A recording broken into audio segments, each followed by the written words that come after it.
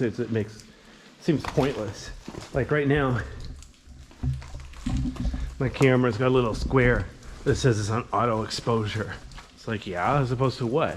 It's a GoPro. When did it have manual exposure? But anyway. Okay, you know what?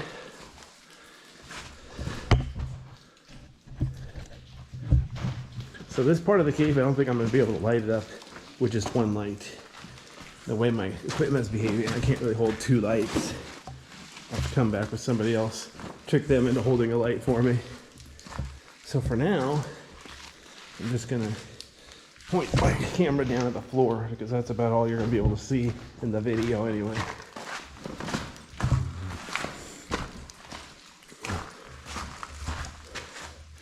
You see here how the sand formations, very interesting.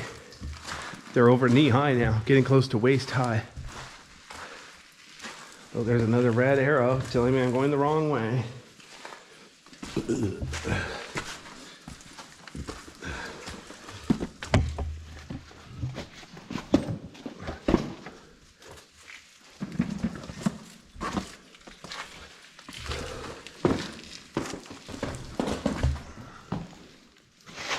Oops, have to be careful.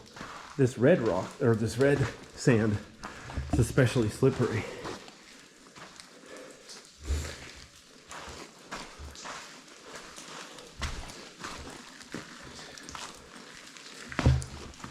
As I hit a dead end, I got to decide to either go around to the left or the right. Guess I'll go down to the right. I kind of ruined my pattern. I went to the right when I did the other video, so I meant to stay to the left this time, but well, long story short, I forgot and messed it up. So I'll just be consistent and stay to the right now. Even though that's not really what I was planning.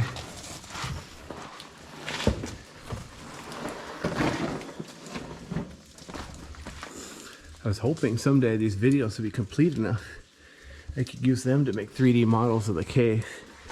But even at 60 frames per second, there's so much compression that there's a lot of artifacts, you know, motion blur and stuff. So it's like, yeah, it's not going to make a very good 3D model of the cave. It's a humongous amount of processing power just to, you know, definitely should have used a real camera. Gee, still images. There we go. Strange place for a puddle. It's like a little fountain.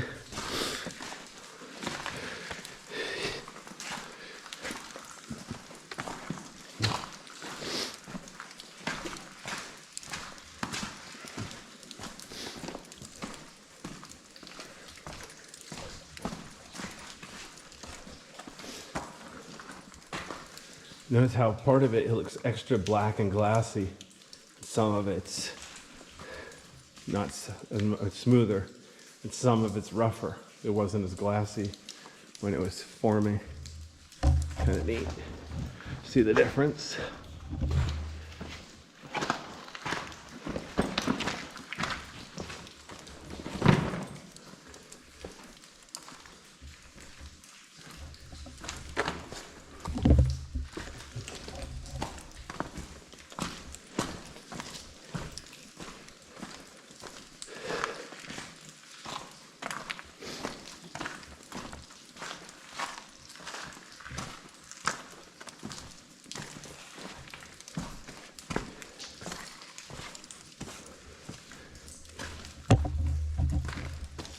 Wow.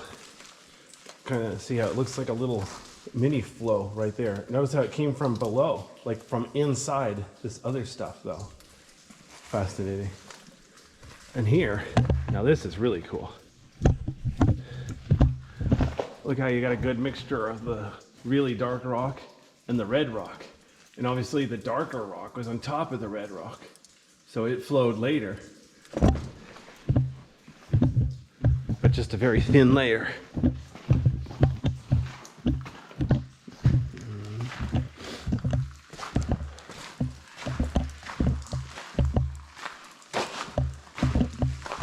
Notice how it's nice and flat here. Really wide. Like I would say 20 feet wide. Easy sand. Like I said, usually the entrance is the hardest part of the cave. Then it gets much easier.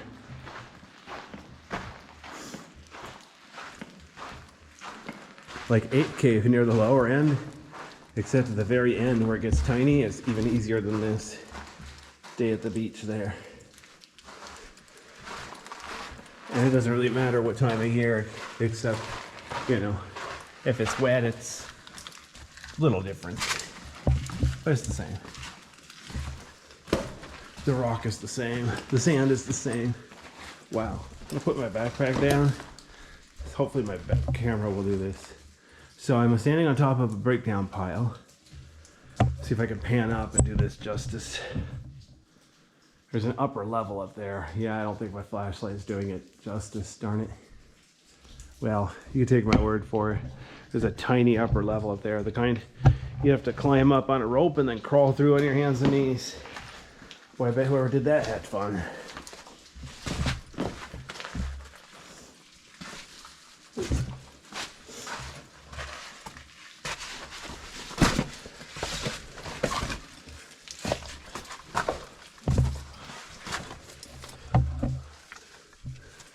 I could squeeze through here, or I could go over the top. Well, I'm afraid of heights. I better go through here. Oh boy.